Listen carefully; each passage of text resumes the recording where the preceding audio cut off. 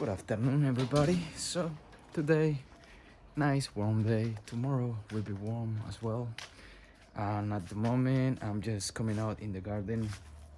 And well, actually, this morning I did a little bit of watering because it was going to be hot. And now just coming back and doing some composting. Also, I was just talking to my neighbor, and she gave me some of this. So in front of her house there is a big tree which has a lot of leaves, and the leaves just fall and they dry, and there is also soil that she likes to get rid of. I don't know why, but this is great addition to the compost to give a better texture. This is a little bit sandy, as you can see. It's like very fine, very small, but as I said, great addition to give a better texture to the compost, to the finished compost.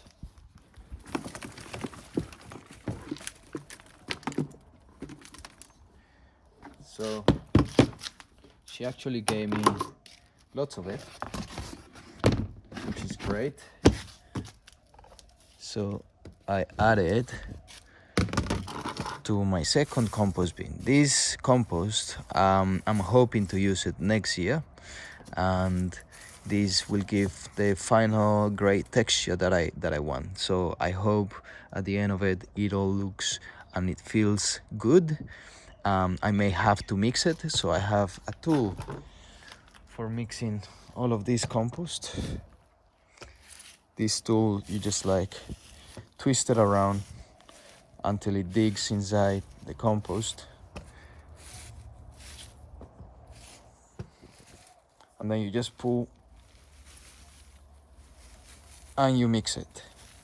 Obviously you have to go deeper than that, but I will do that eventually, maybe in a few months. But at the moment, this is great. You just have to water sometimes. Maybe you can leave the lid open so the rain can water it by itself, but it's not much work that you have to do for the compost. Just leave it in there and nature will do its job. So also I want to use some of this. So this is worm leachate, so it comes from the worm farm. It's a great addition to any plant, to be honest.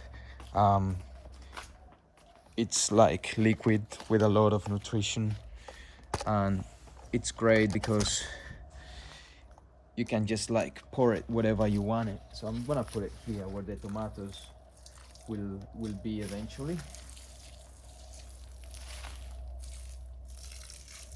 Just kind of to prepare the soil. I will put some compost like in the form of soil as well, but this is just good to like add something to it, make that soil feed the soil. I want to show you the worm farm. So this is just, how do you call this, cocoa core. It's like the coconut fiber that comes out of the coconut, and the worms like this as a bed. So in replacement of soil, you can use this, and the worms will just like go to sleep in here. This is like all like free of any stuff. So it's also a good thing to add to your compost. So when the worms decompose the kitchen scraps, it all mixed together. So because these don't have any nutrition, so it kind of like balances out all the like the nutrition that the compost have. So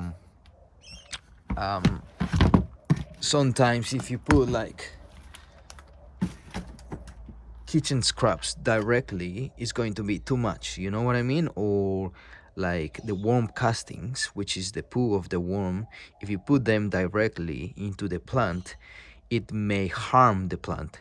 So that's why you should mix it with some soil, or coco coir is a good option as well. This one is already mixed with a lot of coco coir, so it's kind of like ready to use. I like to mix it a little bit more with soil, but yeah, so just be careful when you use worm castings. They are pretty strong, lots of good nutrition on it, so just add a little bit. Or if you mix it with, as I said, with soil or coco coir, then it should be fine to add big additions of it. Beans looking good, corn looking good, except for all those corns that are hidden around there.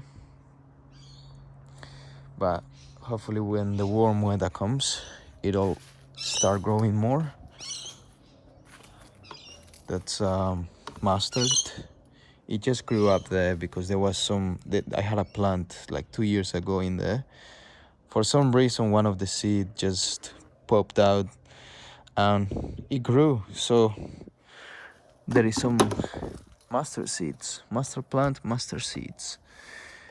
Chilies, they're looking fine. Rosemary. Okay, so today, what's to do today? I wanted to harvest this beautiful looking beetroot. Oh, it's okay. It's not as big as I thought, but that's fine. I just wanted to see what it was looking like.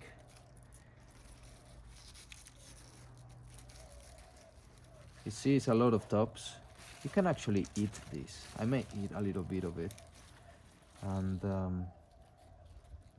yeah, unfortunately this is not big enough as I expected.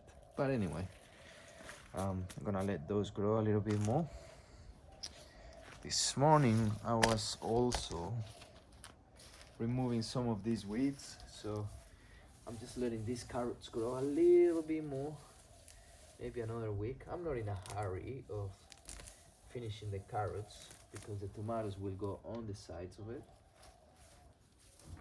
but I need to get rid of these weeds, so I may apply some mulch as well when the tomatoes are ready, or maybe even now, and then open the soil up and plant the tomatoes in there and then cover it with mulch again, which is a good idea,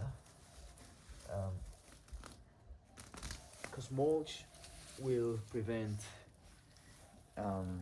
these weeds from coming up again, which I'm getting rid of it, but there is still like small ones growing in there.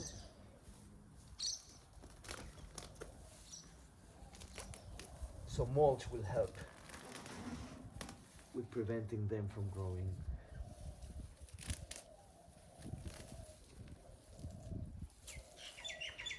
Lots of weeds, it's crazy. But they are quite easy to remove, as you can see.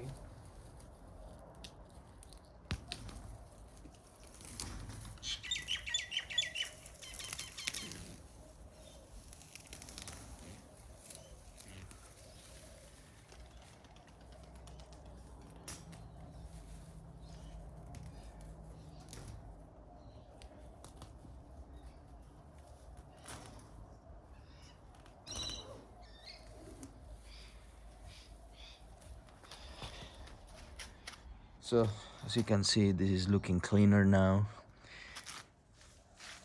Just like when you get a haircut and your head looks better, more sharp. That's looking good. Well, I need to get rid of that too. I may leave that space without like touching it for a few weeks, unless I am itchy to clean this up and plant something in there. But the only thing that I'm focusing now is the tomatoes pumpkins, and a little bit the corn. Like the corn is just my first year growing it, so I'm like not in a hurry to like, oh, I need to grow them, I need to get something. Nah, it's just kind of like a test. But yeah, I have learned a few lessons from it. So first I should have put the corn down, let them grow, then put the beans down when the corn was tall enough. So because the beans are growing like really fast compared to the corn, so that's why the corn will go first, grow a little bit, and then put the beans and plant it. The rest of things are looking good. Herbs, sage, lemon balm, mint, oregano, thyme, I don't know what that is, dill, coriander, forgot, chamomile,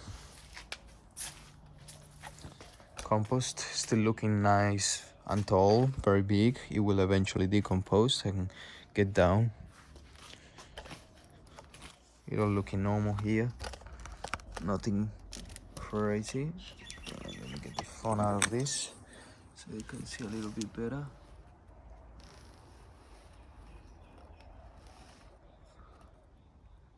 Hopefully I can get some seeds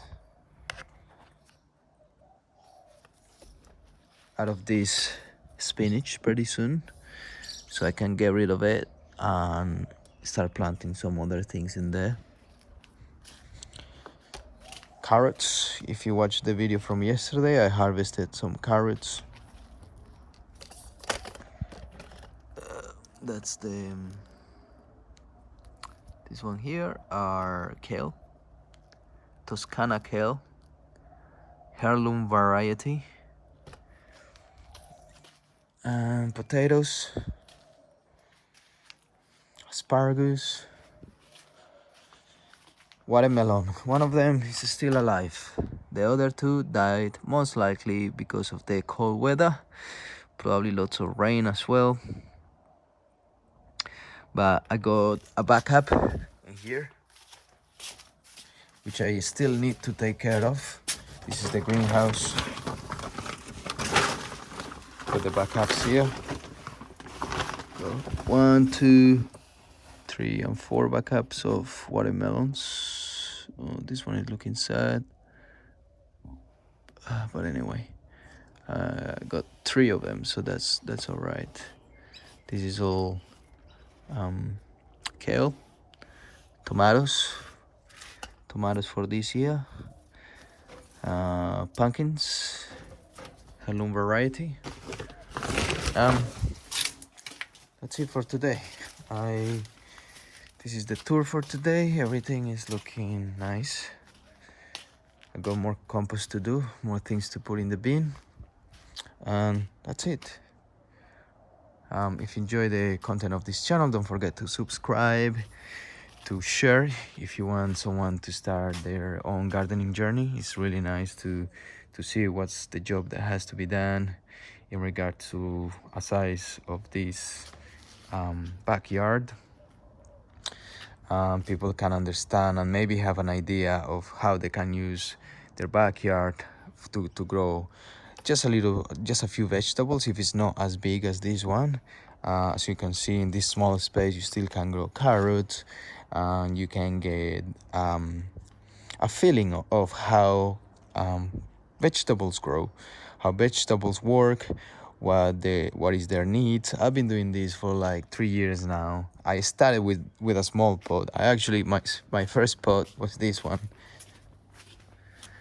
This was my first pot, so I planted some beetroots in there, planted some spinach, a lot of things in there, and I now realize that I put too many things in such a small space, and now I realize that I could use this space for better things. So it's a journey where you learn things throughout the years, throughout making mistakes. So it's really nice to see and learn and get a niche for gardening.